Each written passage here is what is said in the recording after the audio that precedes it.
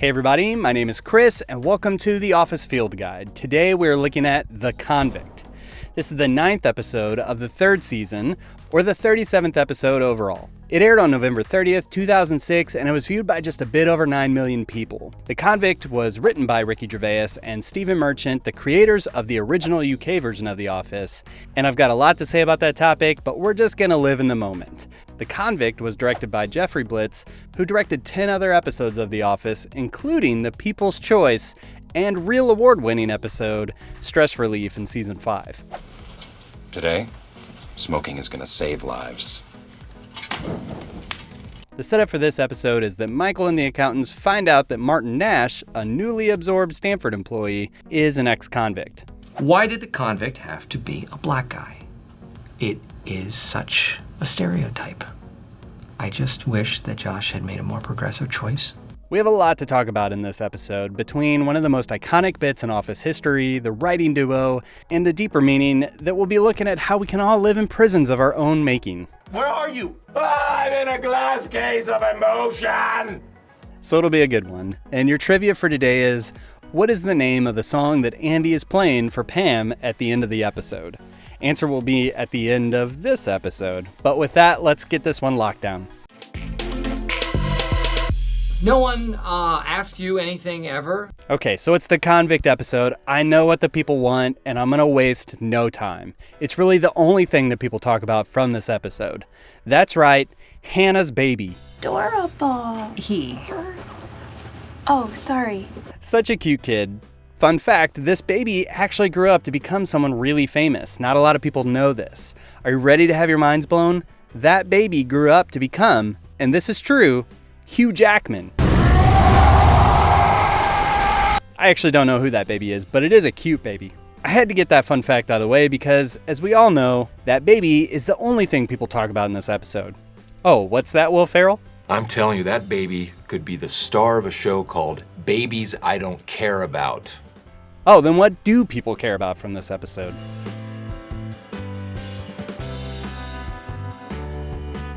Right, Prison Mike. That's what the focus is. So since Prison Mike is so iconic, something that I'm sure you're gonna get tired of hearing me say, I wanted to do something special. But I am here to scare you straight. I am here to scare you straight! Oh my god.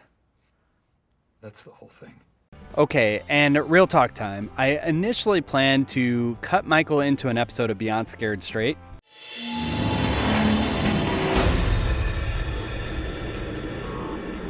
But honestly, removing the conference room background from the footage was a rigorous technical feat.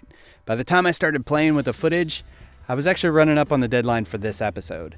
So I've actually decided to release the Prison Mike green screen footage so someone else from the Office community can pick up where I left off. I have some more ideas that I might release in the future as a standalone edit. There definitely is a Harry Potter play here somewhere, but I am looking forward to seeing what the Office community comes up with. So now that we've got that out of the way, let's talk about Gervais and Merchant writing this episode. I haven't talked much about the UK version of The Office on these field guides, as I just haven't been that much of a fan of that series. Recently though, I've been working my way through it, and I've begun to have an appreciation for the humor in it. Daniels had wanted the duo responsible for the original series to get involved with the US version since the beginning. And other than some initial assistance in getting this off the ground, they hadn't had any involvement in the US version at all. So, well into season 3, they were finally convinced to write this episode. I think this is a really interesting variable to keep in mind when analyzing this episode. It's almost a return to season 1 Michael Scott, where his reactions could be read much more as aggressive and pathetic. Anyway, when first watching this series, this episode always stood out to me as unique in Michael's arc. And I think that points out how different writers take these characters in different directions. Michael, and in a lot of ways Dwight, are like water balloons. While their base attributes are the same, the writers squeeze and twist them to take whatever shape fits the story arc for that episode. This is one of my main criticisms of The Office in general. One of my favorite things in a series is to watch character growth over time.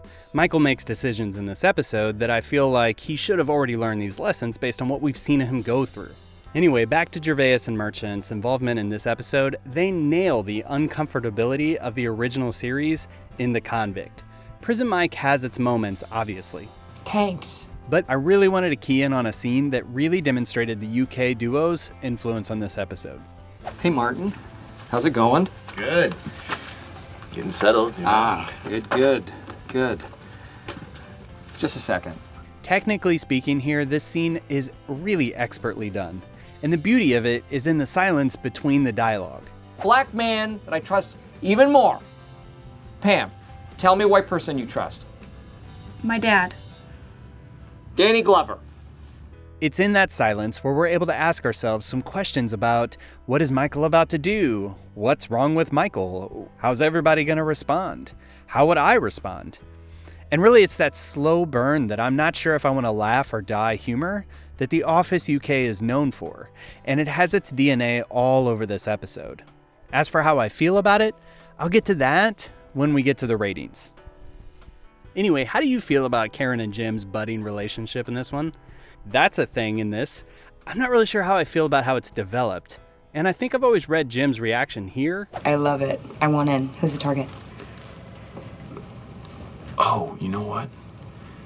It was gonna be Pam. Perfect. But As wanting to somehow prevent any bad blood between Pam and Karen, but I'm not really sure what his motives are.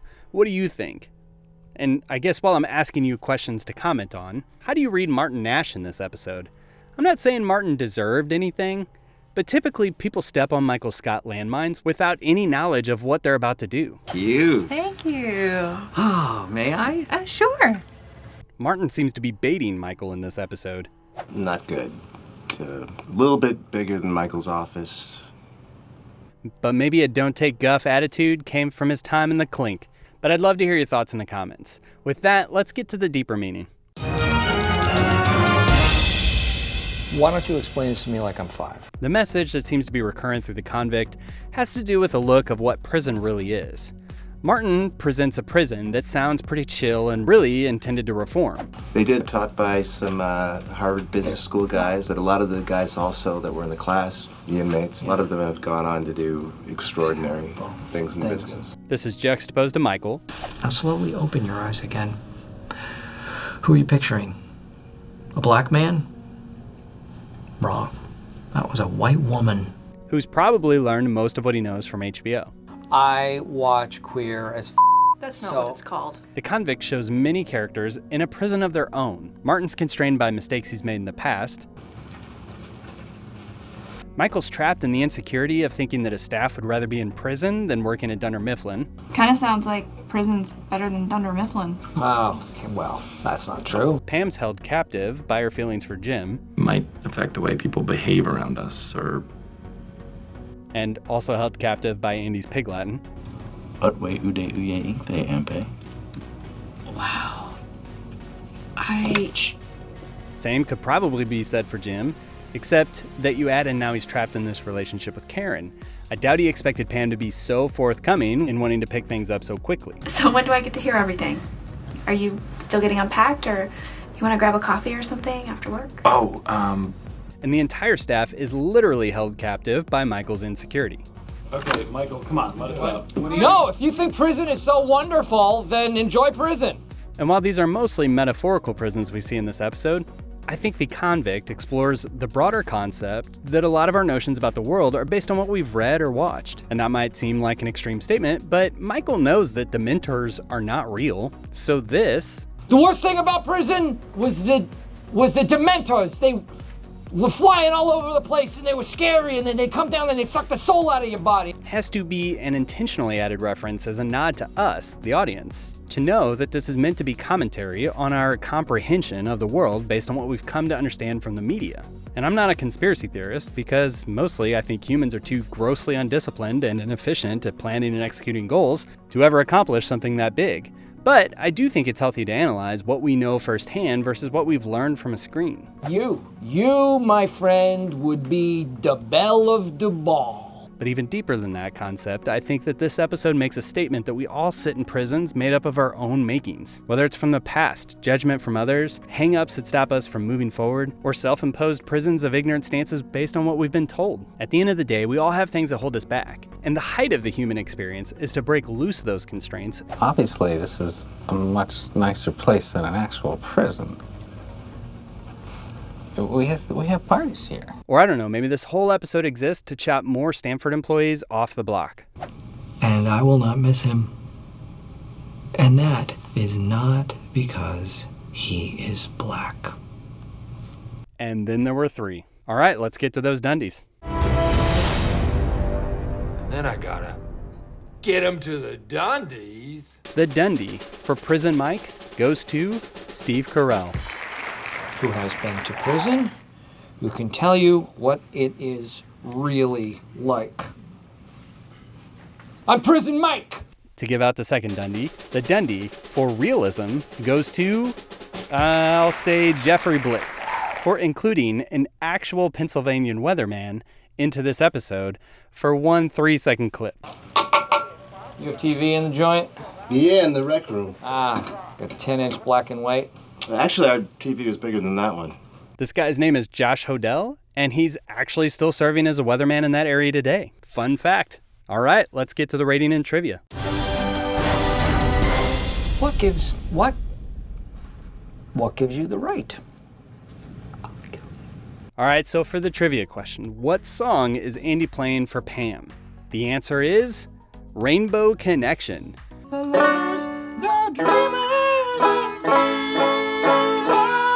First sang in the 1970s by, and this is true, Hugh Jackman. So many connections around that baby. Okay, actually this song was sang by Kermit the Frog, and that one is true. The dreamers and me. And while we're on the topic, this is such a good prank. And this shot, it hits me in the feels every time. It's a great example of good direction and cinematography. There's a ton going on here between the joke, the music, the emotions, and Jim and Pam are both experiencing them. The look that Jenna Fisher gives here, and then drawing the focus over to Jim, is just so well done. And while Prison Mike steals the focus of this episode, people should be talking about this shot. It's such a good sequence. All right, so let's rate this thing. What do you guys think about this cold opening? He's dressed all in pink. That's his favorite color. Oh, that's fun for him. This one is just uncomfortable and not funny haha to me. Albeit Michael saying, "May I?" and then going under the desk as though anyone in the world would have understood what he was asking permission to do. That is pretty funny. Anyway, I'm gonna give this one a 2 out of 5 because that moment is the only redeeming factor. And now let's rate this thing, and I think I'm gonna have some people rioting against me. I'm not a huge fan of this episode. I've already gushed about my 2 favorite parts, but I have to look at an episode as a part of a whole and as a piece of work in and of itself. Prison Mike is such an iconic moment in this series, it's hard to not feel like everything leading up to this or after it is just setup and filler. And don't get me wrong, it's great. I love that bit. But it's like ascending a mountain. The highest peak is what you came for. The rest is just a means to get to and from. And in this episode, Michael's actions are borderline nonsensical. From the first time I watched this episode, the Prison Mike bit takes me out of the experience. It's great, but it's like they wrote this whole episode for the sole purpose of that bit. And not only did the rest of this episode suffer, I also think the Michael Scott arc suffers as well. But for the rating, I give The Convict a 3 out of 5. It has some very high highs, and the rest of it's just fine. But that's what I think. What are your thoughts about The Convict? What are your favorite bits? Did I miss something in this episode? Tell me what you think. Do you enjoy this episode as a whole, or is it just the Prison Mike bit that you like? As always, thanks for watching. Consider subscribing, and share this video with someone that you know that loves The Office. Thanks for watching, and we'll see you next time. When he came out for soccer practice, I pinched him. Where did you pinch him?